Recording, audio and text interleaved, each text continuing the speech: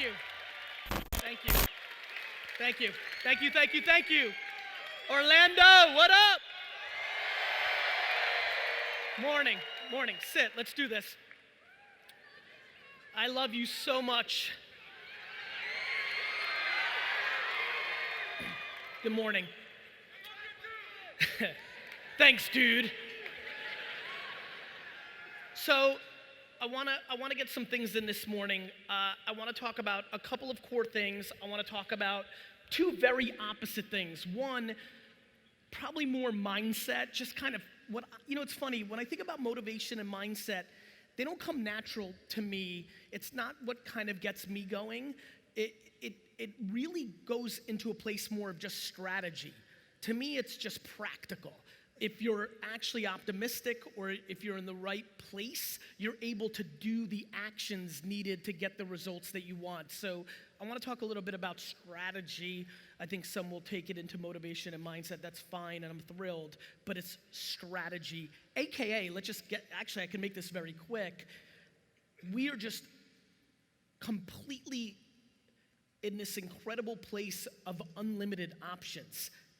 I just struggle with people's inability to have perspective on where they sit in opportunity in a 7.7 billion person world. If you are sitting in this arena this morning, your rank amongst the 7.7 billion people in the world when it comes to opportunity is fucking ridiculous. I have the privilege of being a well member of a nonprofit called Charity Water, and I highly recommend you take a look at it. If you actually, whatever you complained about in the last 48 hours, if you understood that there are millions of people who don't have access to fresh water, who literally woke up this morning and walked 7 miles one way and then back to create some level of fresh fucking water for their family when that shit was literally accessible to you in the sink in your bathroom, you fucking complain, you are fucking out of your mind.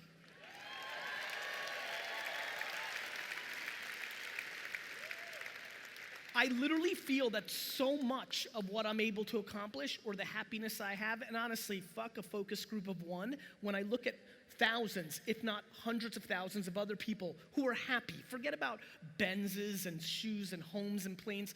The ROI of life is not money, it's being happy. And when I look at the people that I see that are happy, regardless of their income levels or success or fame or notoriety or money, so much of that is completely predicated on the fact that either their parenting or circumstance helped them have actual perspective to what the hell is going on here. And so I will tell you this, my number one thing, probably on the back of the fact that my mom, who had a difficult life of losing her mom when she was 5 and growing up in Soviet Russia and plenty of things, being poor when we came to America, the fact that that woman never complained once, and I mean once, I lived an entire life where I watched my mother live her life, knowing her circumstance, and never complain once. Of course, that had a huge impact on my inability or tolerance for complaining when I know that the tens of thousands of people in this room have the ability to do whatever the hell they want, because, oh, by the way, not only were you blessed to be living in America, not only were you blessed with a million other variables, but a lot of things that we talk about, and I'm so happy so many things have popped up in culture where we talk about, unconscious bias or privilege, and that's so good, and I'm so glad we're having those conversations. But the privilege that everybody in this room has, that your great-grandparents didn't have, your great-great-great-parents didn't have, your great-great-great-grandparents didn't have, is regardless of how much debt you have or responsibilities, or I have to feed my kids or put clothes on backs, or whatever your thing is, debt or responsibilities, or most likely you bought too much shit you didn't need and now you have to work to pay for that bullshit. Right? Because so many people, I love the people that buy a home that has 4 extra rooms that they never fucking use.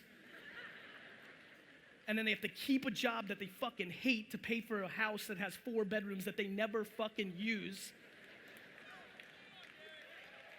I know, my guy. Facts. But the great privilege that all of us have is no matter how tough it feels or what kind of golden handcuffs you have or the pressure that you feel, the fact that everybody here can eat shit from 8 in the morning to 7 p.m. to pay their dues and still come home and have this thing. This phone is more powerful technology-wise than the computers that Ronald Reagan had to run the free world. This thing, while you lay in bed from 7 p.m. to 2 in the morning, is your gateway to get out of the thing that you complain about, yet we'd rather watch fucking entire seasons of Friends again on Netflix or go on Twitter and complain about some dumb shit instead of if you leave with anything from my talk this morning, there's only one word that I like, and that's accountability. How many people here have a company, how many people here manage or have a company where they have one or more employees? Raise your hand. Raise it high. Amazing. Good news. If you ever complain about an employee, it's your fucking fault. You hired them. You could literally walk over and be like, hey, Sarah, you're fired, asshole. You could. I am remarkably stunned by the lack of accountability in our society. News alert, Russia didn't go in the booth with you and pull the lever, so stop blaming Facebook, assholes.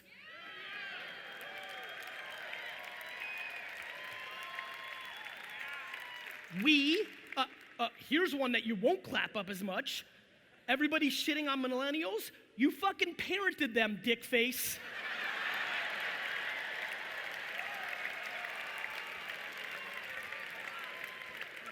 They're so entitled because you entered them into a baseball league that gave trophies to 8th place teams, dick face. Everything wrong at VaynerMedia, anything that ever happens, any piece of content, anything that ever happens in my life, 100% is my fault. And let me tell you what happens with accountability. You get real happy. When you feel that there's no other source controlling your shit, all of a sudden it gets happier. Your ego and your insecurity doesn't want to take the L. You don't want to admit that you fucked up. Because for some reason, so many of you are living your lives based on other people's opinions, and that is crippling you. So many of the actions in this room, if you're waking up this early to come to this kind of event, I know off the bat, in the beginning, every fucking person here has a percentage from 10% to 100% of living their lives based on other people's opinions. That, to me, is what I want to get to 0. If I could actually get you to 1 to 2% of living on other people's opinions, you would shit your fucking pants on how happy you would be. You would. You would. No, there's an unbelievable, liberating feeling when you can look at your mom and say, Mom, listen, I know you're miserable, but I'm done with this shit. Fuck you. And by the way, I just hope everybody understands, because I know plenty of you don't know who I am and things of that nature. It's not fun for me to say that. I don't want to disrespect your mom that brought you into this world. I get it. I just know that through the tens of thousands of direct messages and emails that I'm getting every single week, that so many people's struggles or not making themselves happy is so predicated on 5 to 7 people in their lives that they don't have the ability to have an actual honest, transparent conversation about what that person's doing to them, and the standards or perfection or judgment that they deploy on them is affecting their behavior. And here's what I fear. I feel like so many of you do things, especially with parents, because you don't want to upset them or have confrontations in the short term without realizing that that's going to lead to 50 years of regret and resentment. And I'd rather you have fights with your parents for a couple of years and then actually have a good relationship than have a shitty one in perpetuity. I know. Literally, do you know how many people here are not executing? And I'm going to get into social media strategy in a second. Do you know how many of you do not execute on social media strategies properly because you're worried when you post something that 6pants44 says you're ugly and then you cripple and then you don't do shit? Like literally there's some anonymous comment of, oh, by the way, if somebody, Orlando, can we do something here on the record? On the record, if somebody takes a minute to leave a comment that's negative on your account, they took the time out of their lives to try to drag you down and shit on you. Don't be sad for you, be sad for them.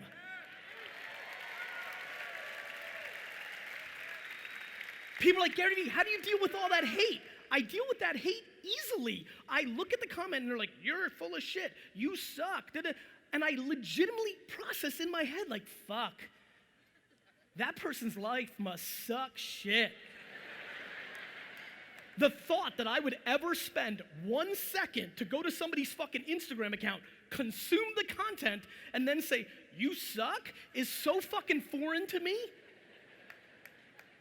My friends, negativity can lead at halftime. Kindness always wins the game.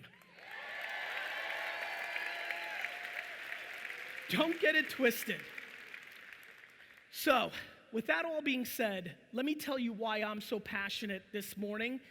I am blown away that I know 99% of you, regardless of how deep you're in, and by the way, it's 100%, including me, we are not taking advantage of how big this technology revolution is. This internet thing is way bigger than we can comprehend because we're living in it. How many people here over 40? Raise your hands.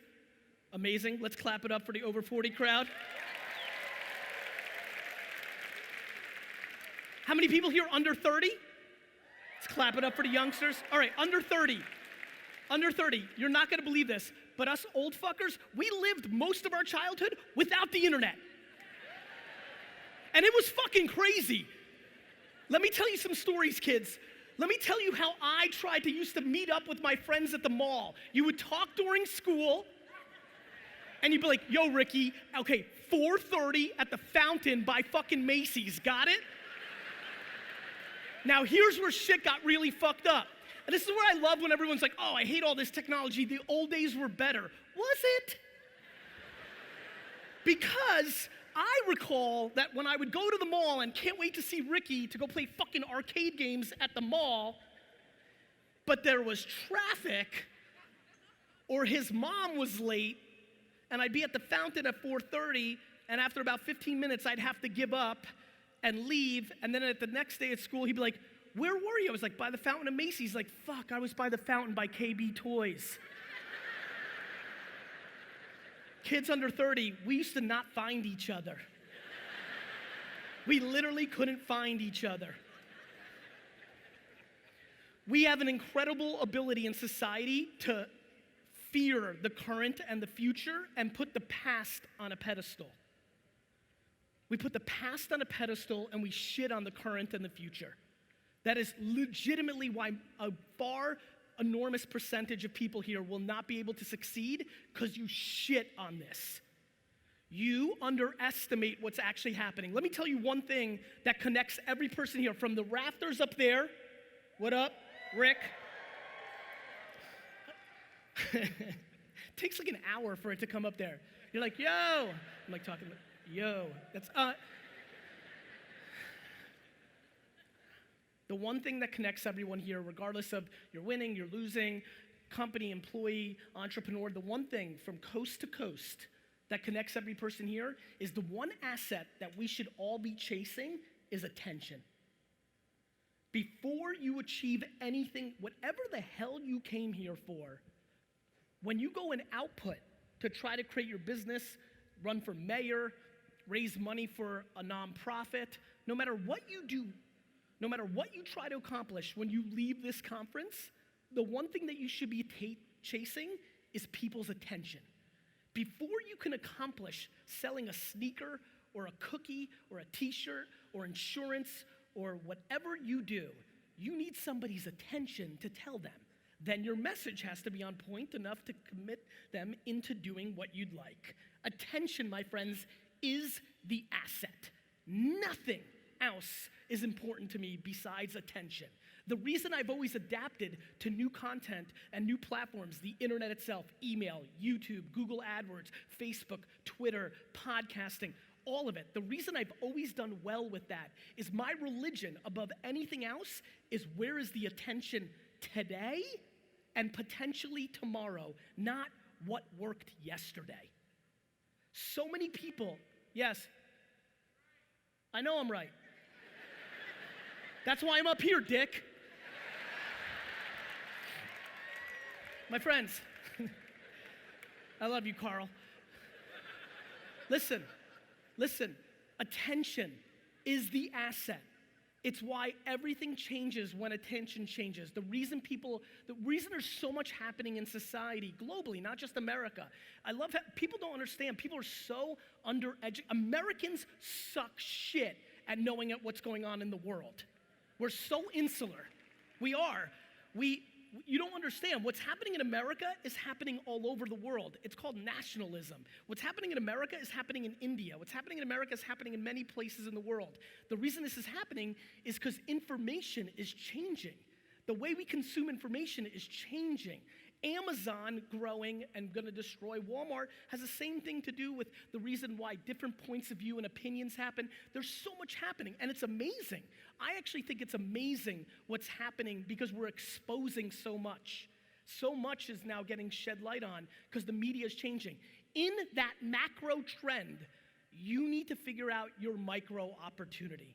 You need to understand, for example, I don't care who you are in this room, if you're not buying Facebook and Instagram ads for your ambition, and I'm saying the word ambition, not business, because maybe you want to be the president of the PTA, and that will cost you literally $180 on Facebook if you know what you're doing.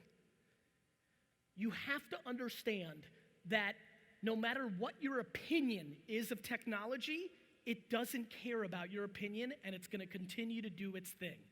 So many of you are not harnessing the power of this out of ideological points of view and being lazy to not put in the 50 hours of homework to actually be good at it.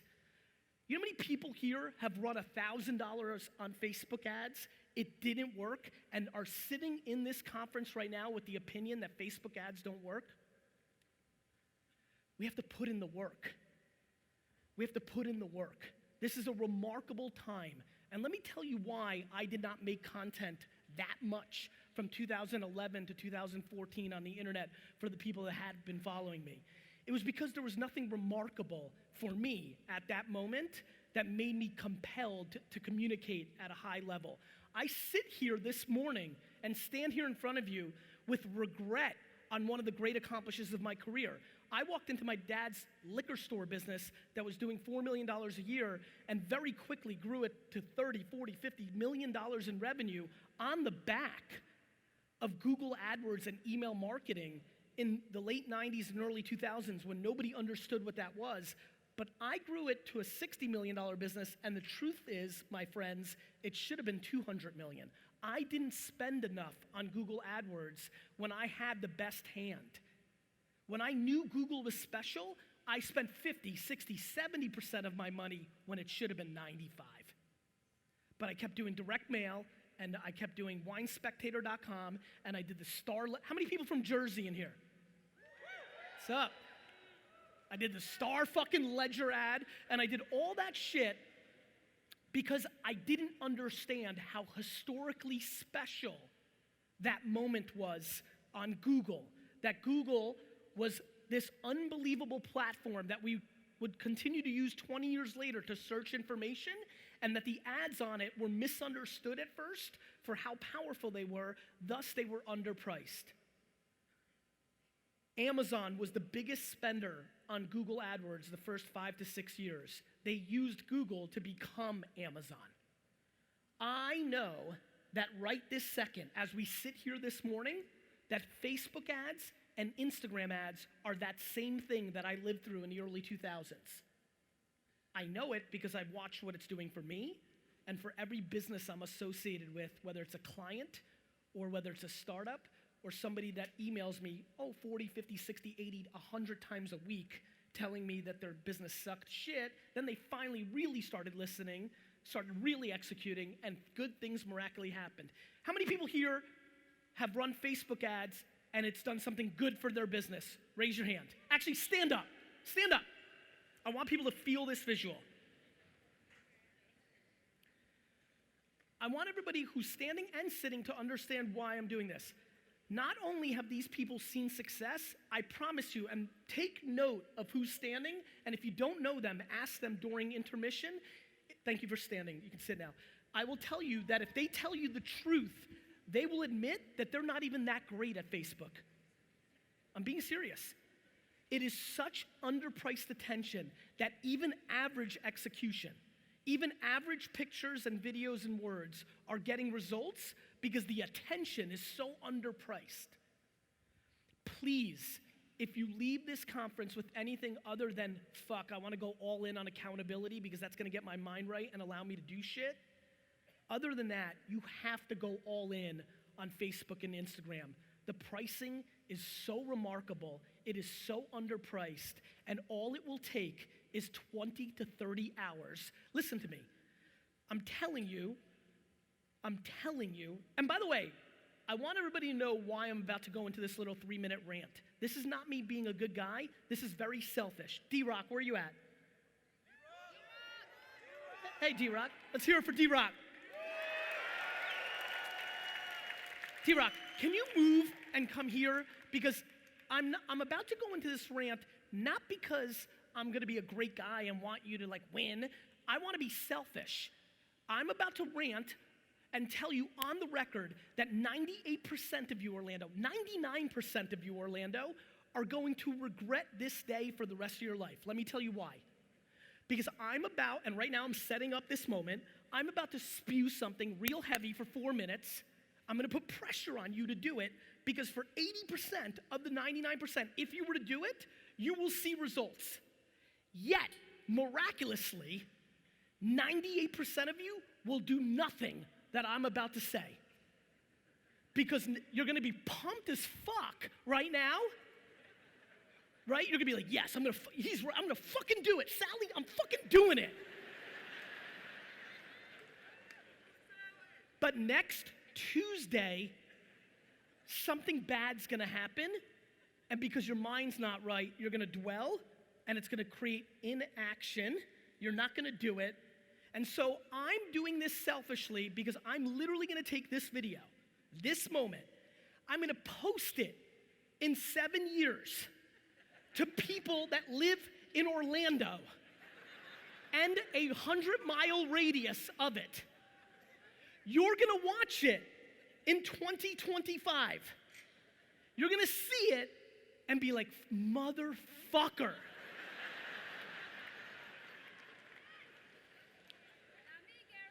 I hope so, darling. If you do me one favor, and you've got to go see Robert and Tony, and if I wish I was speaking last, because I would literally tell you fuckfaces to stand up now and leave. Because nothing in the next 10 minutes that I'm gonna say is anywhere close to as valuable as what I'm about to say. Go home and spend 30 to 50 hours, which is 0 time. It's absolutely no fucking time in the scheme of your life. Spend 30 to 50 hours and learn how to be a practitioner in running the ads, AKA targeting people. Targeting real estate agents that live in Kansas and making some reference.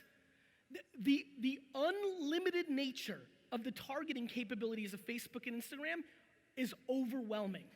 Literally, fans of the New York Jets, literally every brand could get my business if they ran ads against fans of the New York Jets and then the video and picture was contextual to the New York Jets.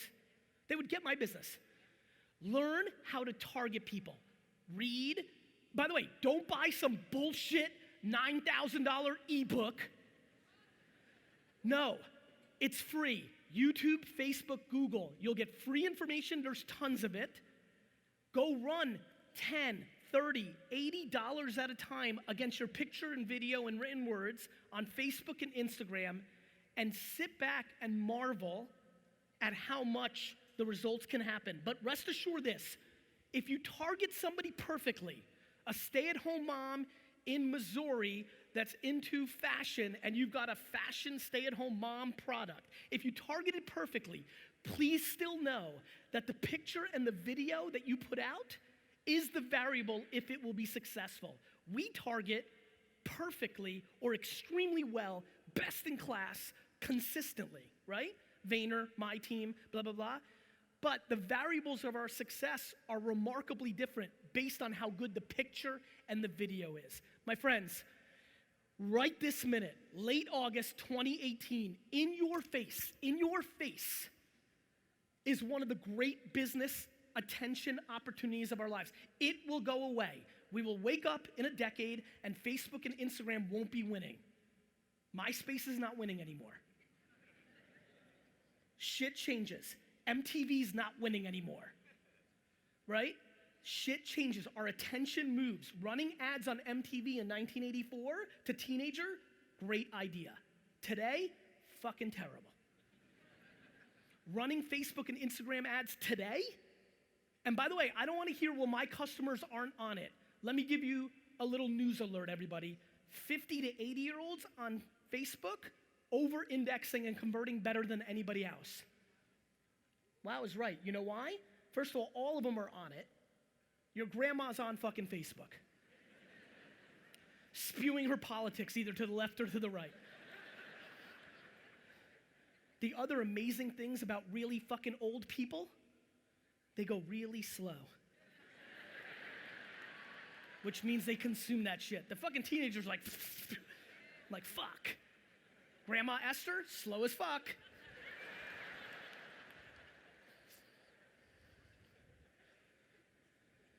If you can go very basic on me and understand a couple of truths. Truth number one, attention is the ultimate asset. It's how everything good ever happens. It's how everything bad ever happens. It's attention. Yes?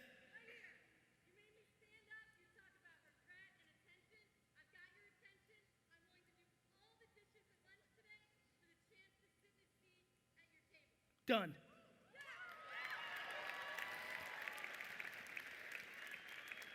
Nobody else be rude or I'll punch you in the face. Listen to me. Attention is the number one asset. You have to figure out how to produce audio, written words, pictures, and videos for Facebook, Twitter, LinkedIn, Instagram. The reason to watch my content is not for me to motivate you on Instagram. It's for you to watch what I'm doing in getting people's attention. You should be consuming my content. Listen, some people it takes 3 years to figure out what I'm up to, right? Other people it takes 1 day, right? That's fine. I don't care about that. The only reason I'd ever want people to continue to follow my content is not for my message. It's super basic. Do the right thing, dick. Right? That's my message. Cool. Let's all move on. The reason to watch my content is to watch how I'm manifesting and creating content on all these platforms contextually to the platform, and then for you to replicate it for whatever your mission is. Attention. Number two, just an enormous truth. If you let somebody else's opinion, whether your spouse, your boss, your mom, your aunt, your best friend, if you genuinely are living your only life, which, oh, by the way, by modern scientific terminology, is 400 trillion to 1. If you even could comprehend how ridiculous it is that we are even alive, like literally your mom could have gotten up and got another glass of wine.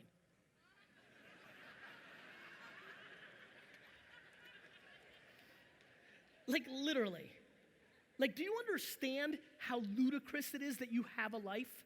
There's nothing mathematically in life that can happen that is more ridiculous than the fact that you got one. You're more likely to get struck by lightning 14 times than have a life. Yet everybody's walking around here like we fucking deserve it.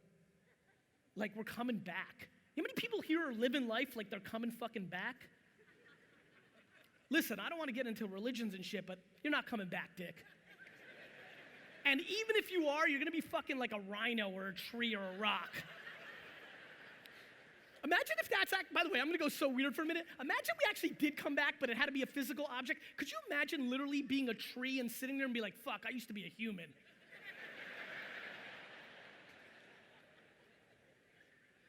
If you are living your only life based on your older sister's point of view, or guys, please deeply understand how truthful misery loves company is. Do you know how much of your mom's advice is predicated on her resentment and regret on the advice her mom gave you? And even though she was so pissed at her, she's doing the same shit to you? This is real talk. Please do not live your life based on your mom. Definitely not Sally Pants 44 in the Facebook comments. I fucking hate Sally Pants 44.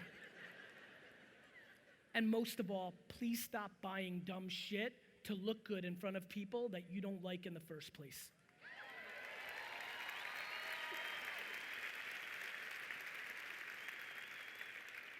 And most of all, and this is super contextual to this event, faking it till you make it is very 1987. We now live in a world where transparency has won. Speak the truth. Do the right thing. Kindness is cool. Truth is cool. Don't act like you've made it. Talk about the journey of trying to make it. Authenticity is what rules. In 2006, when I stood up and I started talking and I cursed, it was fundamentally unacceptable. I missed out on 90% of my opportunities. People didn't like it, but I couldn't help it. I'm from Jersey. This is how I talk.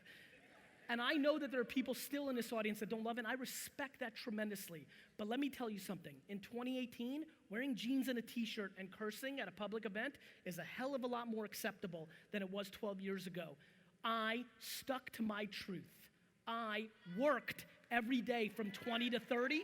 I worked every day from 20 to 30 and never said a word. I wasn't a 20-year-old life coach. I wasn't any of that. I worked and actually built a huge business, built businesses, actually invested in Facebook and Twitter in 2006. I actually did it. And then after 20 years of doing it, then I started talking about it a little bit. Faking it till you make it is the great flaw of this generation. Please don't do it. Please stop listening to anybody but yourself. Please eliminate negativity from your life, because if you want to really win, it is absolutely by reinforcing positivity. So get real quiet in here, get real selective about who you're spending time with, and most of all, understand why I'm pushing you into all this foofy shit.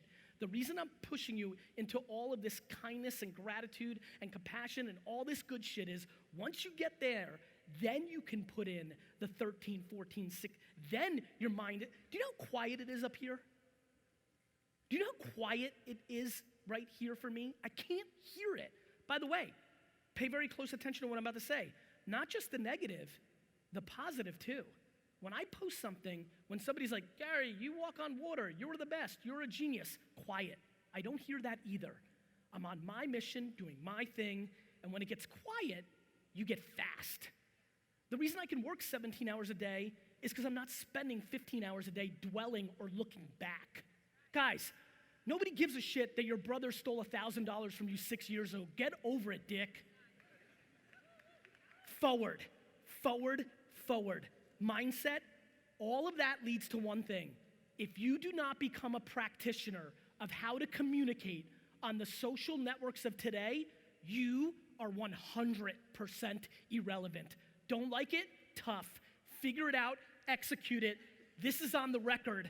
I don't want you to regret it in 7 years, and I promise you in 7 years, whether it's Facebook or Twitter or Schmitter and Facebook, I will fucking find your attention and I will shit on you for not doing something about it today. Thank you, Orlando.